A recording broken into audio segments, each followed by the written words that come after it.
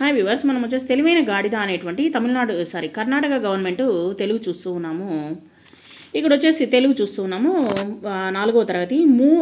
క్రింది పదాలను సరైనటువంటి పదాలతో నింపండి. తిండి కోసము ఒక నక్క అడవంతా తిరిగింది.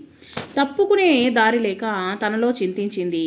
కుంటి గాడిద, నిన్నొక పండితి కింద నమిలేస్తా, నిన్ను తినే వేళలోన గుచ్చుకుంటే బాధ కదా, ఇదే అదను అని గాడిద కాలు చాచి తన్నింది.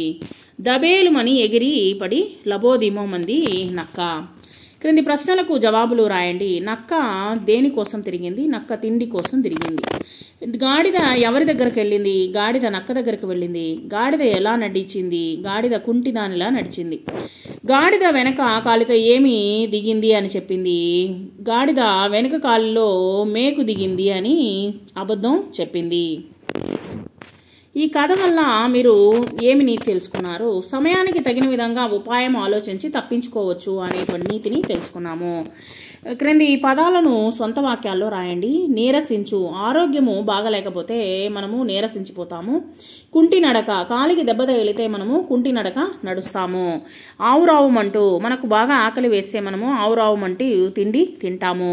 లబోదిబో, ఏమైనా వస్తువు లేదా ఏమైనా మనకు ఇష్టమైనటువంటి దాన్ని పోగొట్టుకున్నప్పుడు మనం లబోదిబోమని ఏడుస్తాము. చింతించు, ఇంట ఎవరైనా చనిపోయినప్పుడు మనము ఎక్కువగా చింతిస్తాము. జతపరచండి. ఇక్కడ వచ్చేసి నక్క అనేటువంటిది మాంసం తింటుంది, తర్వాత ఆవు గడ్డి తింటుంది, ఏనుగు వచ్చేసి ఆకులు తింటుంది, గాడిద వచ్చేసి బరువు అనేటువంటిది మోస్తుంది. సరితప్పులను గుర్తిద్దాము. తిండి కోసం నక్క ఊరంతా తిరిగింది. అవును. ఇక్కడ తిండి కోసం నక్క ఊరంతా తిరిగింది కాదు, ఇది వచ్చేసి అడవంతా తిరిగింది. గాడిద కుంటి నడక నడిచింది. అవును.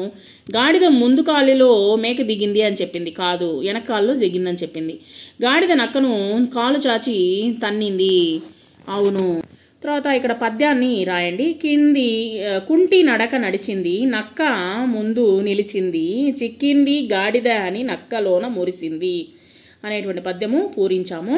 తర్వాత వచ్చేసి గుంపునకు చెందినటువంటి వాటిని గుర్తించండి. ఇక్కడ వచ్చేసి పులి, సింహము, ఆవు, ఏనుగు అనేటువంటిది ఇవ్వడం జరిగింది.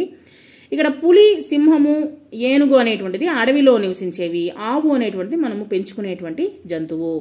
గాడిద, గుర్రము, ఎద్దు అనేటువంటిది వచ్చేసి జంతువులకు సంబంధించింది. నెమలి అనేటువంటిది పక్షికి సంబంధించింది.